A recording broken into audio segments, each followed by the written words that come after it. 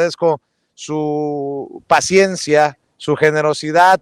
Querido Gerardo Villegas, ¿cómo estás, maestro? Te saludo con mucho gusto. Buenas noches desde acá, desde San Antonio, Texas. Muy contento de ver la cobertura que han hecho.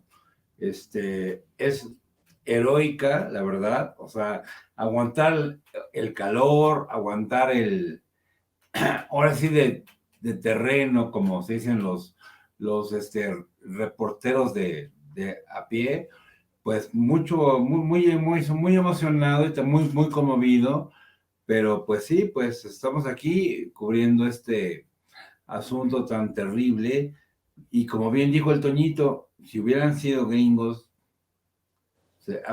tendríamos hasta la OTAN se hubiera levantado la mano, mi querido Vicente y a mi querido compañero.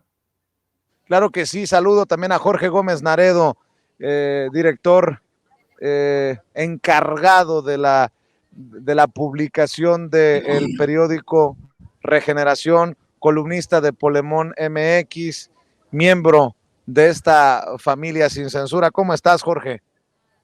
Hola, querido Vicente, pues muy contento de estar acá con ustedes y bueno, pues aquí ya ansioso de platicar. Claro que sí. A ver, el presidente Andrés Manuel López Obrador también ha sido insistente en las mañaneras sobre el caso de García Luna, sobre el caso de Felipe Calderón. Hoy confirma el auto de formal prisión a Luis Cárdenas Palomino, acusado de tortura. ¿Por qué lo pongo sobre la mesa? Pues porque es la misma camarilla, el mismo grupito que hizo y deshizo en tiempos de Calderón. Ojalá que quede claro, nunca más un Cárdenas Palomino, nunca más un Genaro García Luna, nunca más, mi querido Gerardo Villegas. Es una pandilla, la verdad, no son grupitos, es una pandilla de extorsionadores, de violadores de derechos humanos. Son gente impresentable, y a mí lo que más me extraña, por ejemplo, que ahora Margarita Zavala hace Twitter sobre la inseguridad, pues el PAN encumbró a la señora Wallace. O sea, ¿qué intereses hay detrás de ello? Y extrajudicial, y tuvo el poder de meter a la gente a la cárcel, y avalaba la cárcel y la tortura de la gente. Entonces, eso se tiene que resolver, porque es una de las deudas pendientes que tiene la Cuarta Transformación, y yo le he dicho mucho aquí y en otros espacios. O sea, la Cuarta Transformación no ha llegado al Poder Judicial. ¿Por qué? ¿Por qué no hay peces gordos? O sea, ¿por qué tenemos a un Lozoya en el bote con privilegios? O sea, y Rosario Robles. ¿Por qué no están los demás? Eso es una deuda pendiente, y pues sí hay que hacer un señalamiento en ese aspecto, porque no puede ser que esta gente esté en un asunto tan oscuro, donde no se haga justicia expedita. ¿Por qué crees que a este señor Gertz, que viene de la época de Luis Echeverría, por qué no mejor mete a la cárcel a su familia?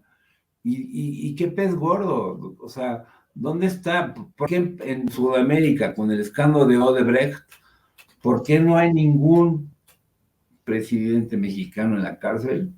Porque sigue habiendo impunidad, y eso lo solventa Gertz y Andrés Manuel, mira, como Pilatos.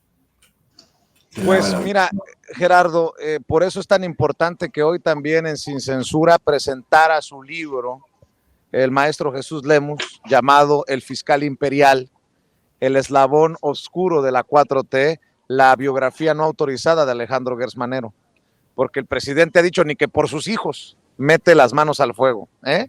Así que entiendo que si el personaje es tan oscuro, en su momento el presidente no meterá las manos a este personaje que, de acuerdo al maestro Jesús Lemus, acomoda la Procuración de Justicia dependiendo de sus intereses. Y pues ojalá que se llegue a través de investigaciones periodísticas o lo que se tenga que hacer hasta donde tope.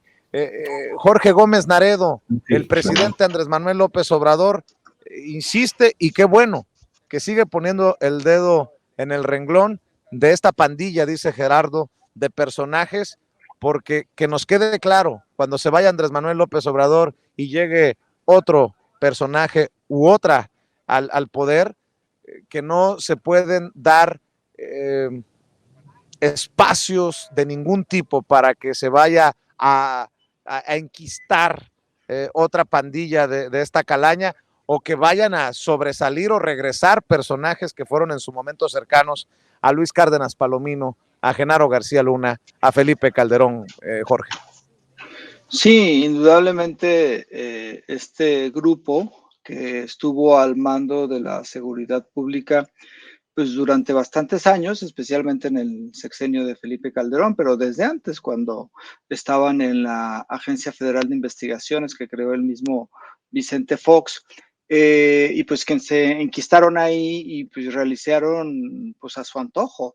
El caso, por ejemplo, de Genaro García Luna, donde pues un montón de empresas de seguridad comenzaron a surgir bajo su gestión en la Secretaría de Seguridad Pública, y donde, bueno, pues ha quedado ya muy demostrado que tenía vínculos con el cártel de Sinaloa, que beneficiaba al cártel de Sinaloa en detrimento de los otros grupos de la delincuencia organizada, y que seguramente pues esa era la estrategia, y que pues lo más claro es que no actuaba solitariamente, sino que su superior, que solamente era Felipe Calderón, pues estaba al tanto de eso.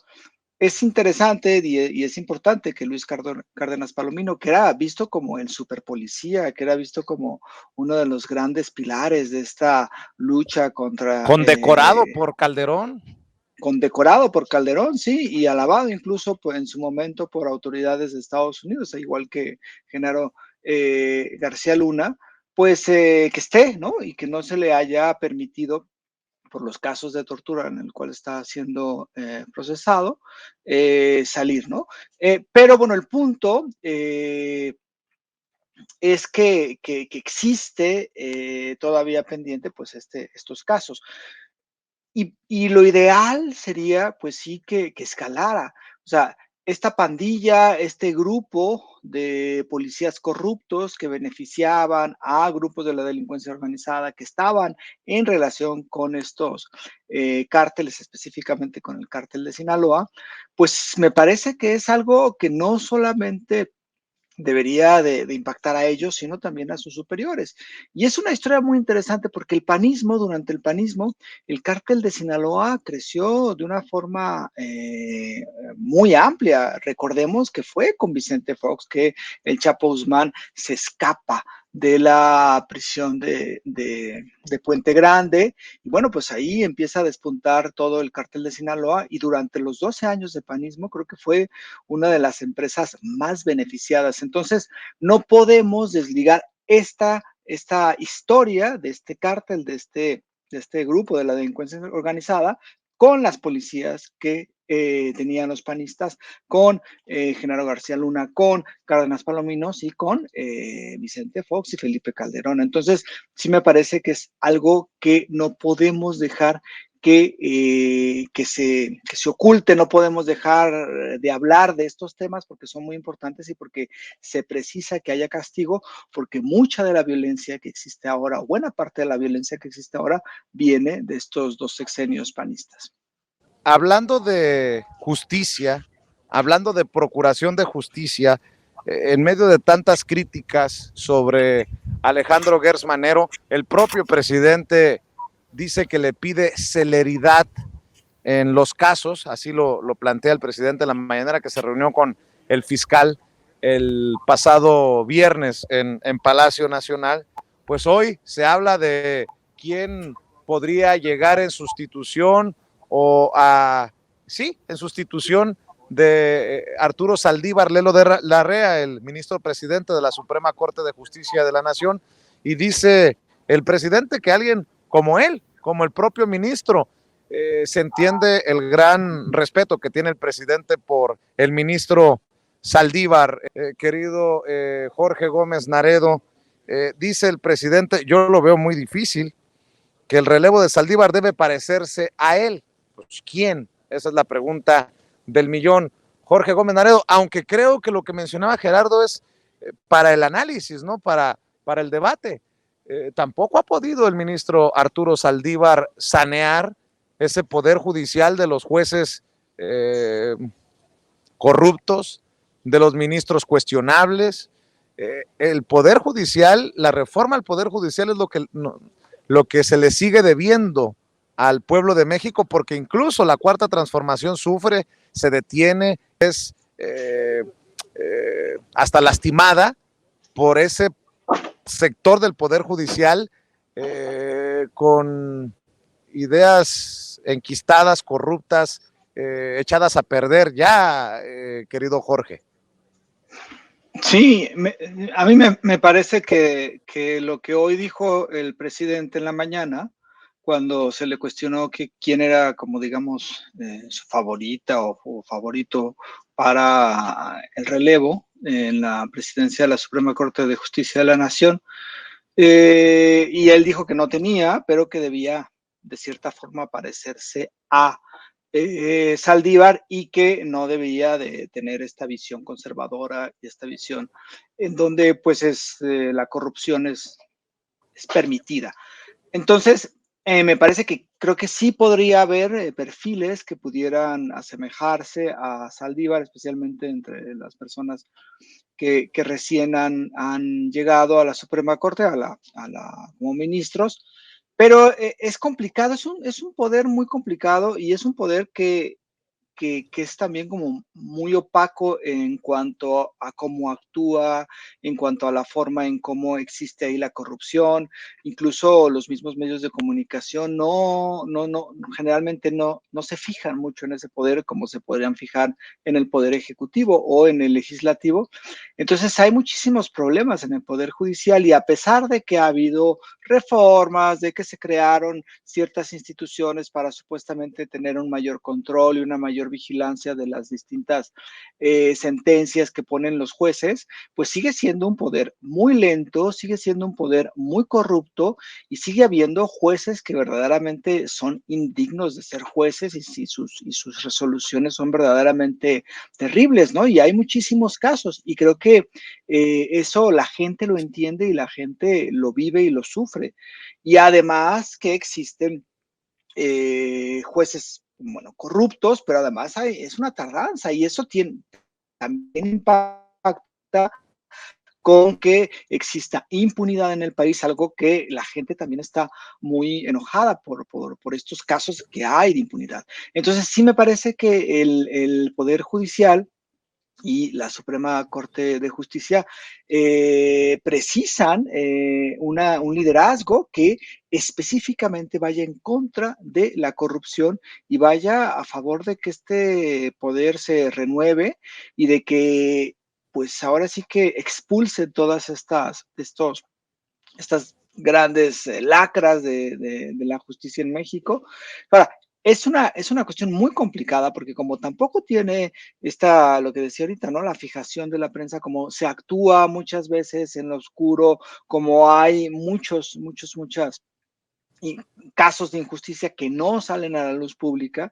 Yo creo que esa parte es muy complicada de hacerlo y sí se precisa pues que haya una gran pues un cambio radical, que lo intentó, me parece, Saldívar, pero todavía le hace mucha falta al Poder Judicial eso, y especialmente a muchísimos jueces que están muy contentos siendo jueces que nadie los toca y que pues ahí hay actos completos de corrupción, hay cinismo, hay muchísimas injusticias, y me parece que este poder pues es uno de los que debería de cambiarse. Ahora, esto también habla del respeto que ha tenido el Poder Ejecutivo, encabezado por Andrés Manuel, con la Suprema, con el Poder Judicial, ¿no? O sea, esta cosa que nos vendían, que Andrés Manuel iba a meterse a todos los poderes, iba a crear una gran dictadura, pues es un chiste, ¿no? Yo creo que ha habido un respeto dentro de nuestro régimen republicano hacia el Poder Judicial de parte del Poder Ejecutivo.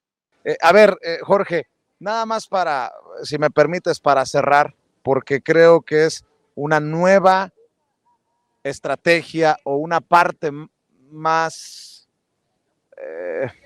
grosera de la estrategia contra el presidente Andrés Manuel López Obrador. Esto de que ya la comunidad judía o un sector de la comunidad judía haya salido a defender a Carlos Alarraqui cuando ha sido abucheado, cuando ha sido señalado por esa misma comunidad judía por los niveles de su hitlerismo, perdón por lo que voy a decir, de sus estrategias hitlerianas, pues es otra rayita más al tigre.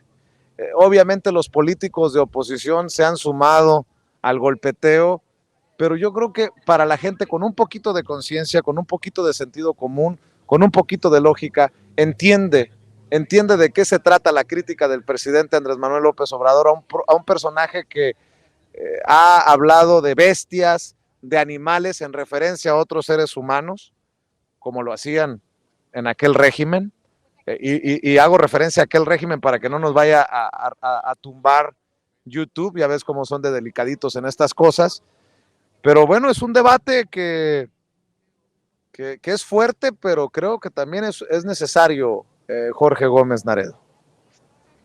Sí, me parece que la elección, bueno, lo que en la mañanera salió el tema de Alarraqui, pues es un personaje verdaderamente deleznable, lamentable. Han salido varios videos de sus declaraciones, no solo en su canal Atípica, sino también en otras entrevistas o incluso algunas de sus columnas que tiene en el Universal.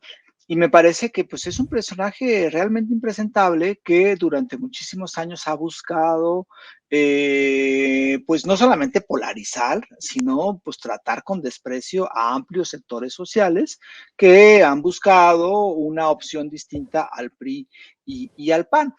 Y entonces este personaje, cuando Andrés Manuel pues lo evidencia como tal, y cuando habla, ¿no? de Hitler y habla del régimen de Hitler en relación a la propaganda, a las mentiras, no a lo otro que realizó, no necesariamente al otro. Entonces, pues parece hay una reacción, ¿no? De la oposición y salen a defender a Alarraqui, que es realmente un personaje impresentable.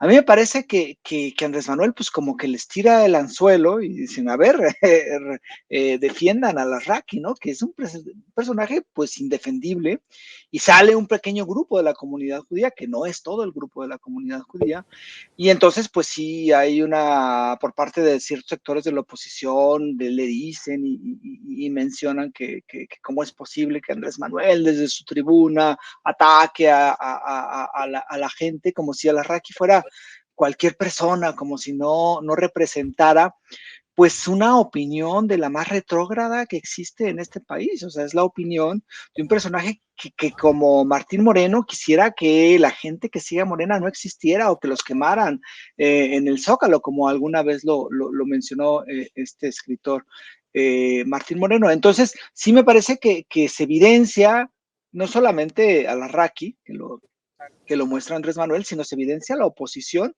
al defenderlo, porque es un personaje realmente indefendible, de estos personajes que uno quisiera que no hablaran, porque pues lo que hablan es un desprecio hacia otros sectores y hacia otra población y hacia quienes piensan distinto. Ahora, que se trate de victimizar como si él fuera ético, como si él no hubiera recibido millones y millones de contratos del PRI, como si él jamás hubiera dicho algo en contra de la gente, pues ya es, a mi modo de ver, pues muy patético. Pues mi querido Jorge, definitivamente es muy patético pero estemos al pendiente porque desde ahí se le está dando voz a muchos de estos odiadores del presidente Andrés Manuel López Obrador. ¿Qué te parece si cerramos invitando a la gente para que busque, te apoye y esté respaldando siempre tus trincheras, querido Jorge, agradeciendo nuevamente tu generosa paciencia y acepta, por favor, las disculpas que a veces es como una bola de nieve cuando hacemos coberturas especiales desde el lugar de la noticia, como en esta ocasión, que se va atrasando, se va complicando la agenda. De corazón, muchas gracias por estar aquí, Jorge Gómez Naredo. Sí, no, gracias a ti, Vicente, ya sabes que siempre estoy muy contento de estar. Bueno, pues yo estoy en Periódico Regeneración, que ya salió el nuevo número, se está distribuyendo en buena parte del país. Si alguien quiere descargarlo, lo puede descargar de Morenflix.